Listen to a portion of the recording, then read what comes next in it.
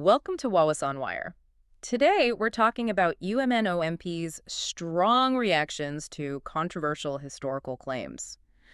Okay, so things really got stirred up in the Dewan Rakyat, our parliament. Yeah, right in the middle of the 2026 budget discussion, surprisingly. Exactly. Not about the usual budget stuff, though. This was about history, deep history. And some pretty extraordinary claims coming from a professor at the International Islamic University of Malaysia. Extraordinary is putting it mildly. Claims about ancient Malays and their place in, well, world history. It sparked a real political firestorm. Mm-hmm. And we need to be clear, these aren't just, small tweaks to the historical record. No way. These are big, fundamental claims. We're talking about the Funan Kingdom era, maybe as far back as 1000 BCE. Ancient stuff? Very ancient. But it's what they're claiming about the Malays back then that's causing this stir. Right. The core of it, the claim is that these ancient Malays were like master shipbuilders, the best. And navigators, too. Yeah. And crucially, that they had this expertise before the Romans. For the Romans. That's the assertion. That Roman naval power, which we think of as pretty significant, well, this claim suggests they were actually quite poor sailors initially. Okay.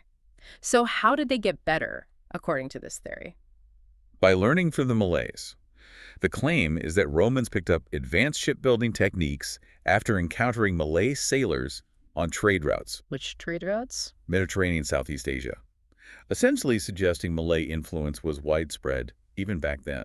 I mean, that really flips the script on classical history, doesn't it? Completely. It challenges centuries of established narratives about who the maritime pioneers were.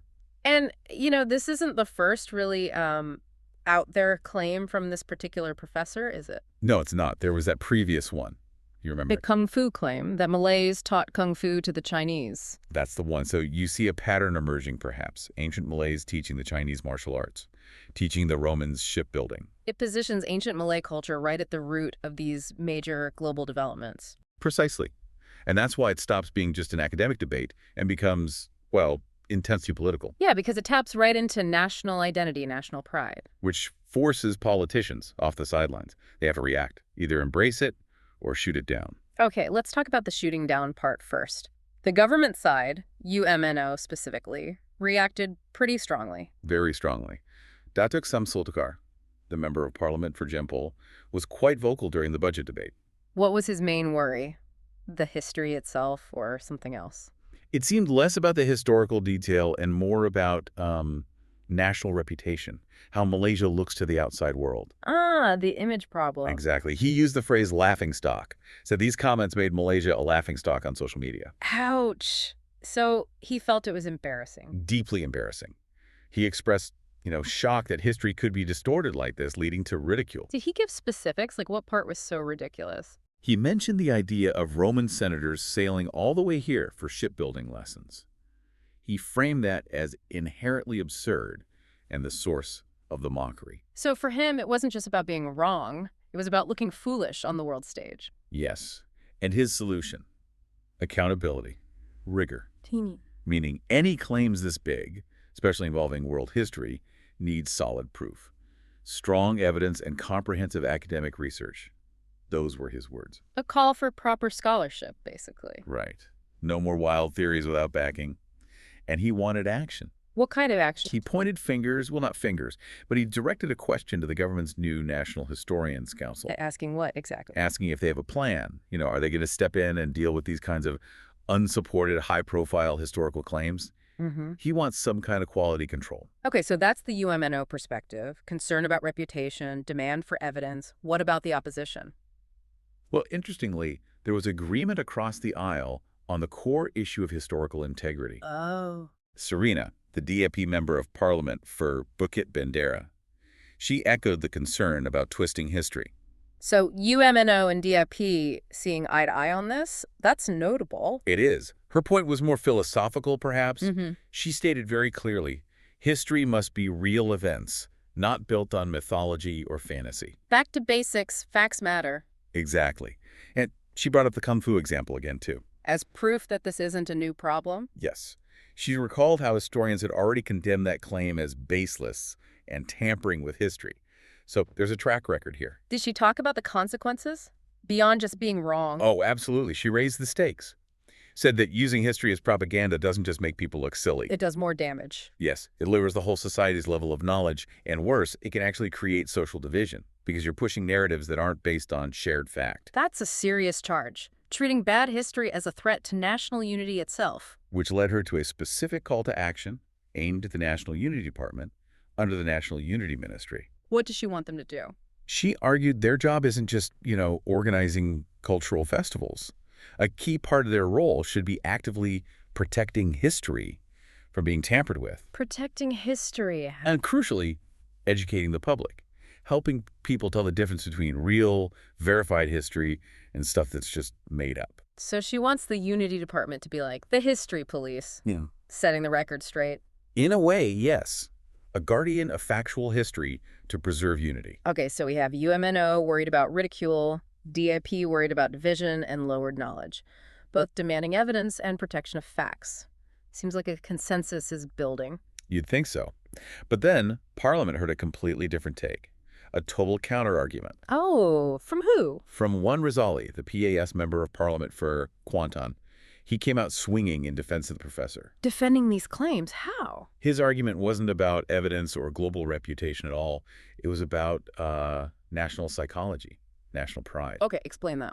He suggested that the pushback against these claims comes from an inferiority complex, that some Malaysians lack confidence in their own heritage. Wow. So rejecting the claims isn't about facts, it's about low self-esteem. That was his framing.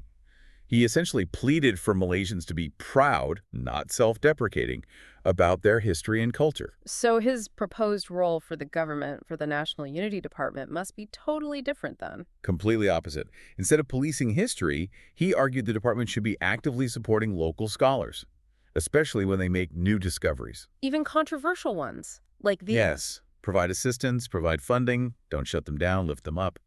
His focus was entirely internal boosting national morale. And did he connect this to the budget, since it was a budget debate? He did. Made a direct pitch for more money, said the government must increase funding for academic research. Why? So that scholars, museums, everyone involved has the resources to go out and find more evidence of Malaysia's great cultural heritage. It's a call for investment in discovering national greatness. Okay, so now we have the full picture. Two starkly opposing views clashing in Parliament. Right. Let's just sort of crystallize that conflict. Go ahead.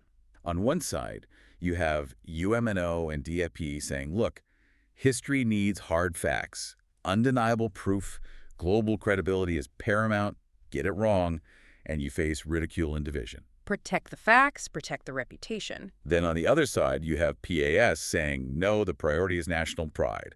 We need to support our scholars, fund research that highlights our greatness, fight this inferiority complex. Support discovery, build morale. And the poor National Unity Department is caught right in the crossfire. Yeah, what are they supposed to do? They're getting conflicting instructions from politicians. It's a real dilemma.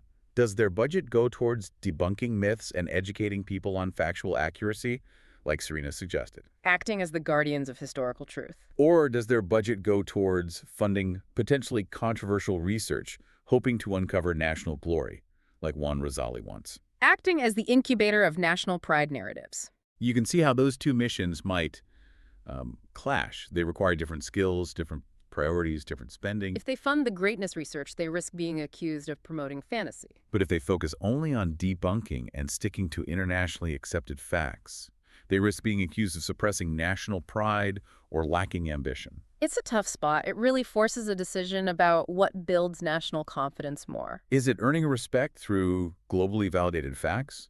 Or is it fostering belief through internally focused narratives of past glory, even if they're not fully proven yet? A real tightrope walk, as you said earlier, between academic standards and national feeling. So maybe the thought to leave everyone with is this. Faced with this kind of clash, what is the main job of a body managing national history? Should it prioritize seeking external validation above all else? Or should its focus be on building that internal sense of pride regardless of what outsiders think? And maybe the biggest question, can you actually do both effectively at the same time? Can those two goals truly coexist? Something to think about. Remember to like and subscribe for more videos like this.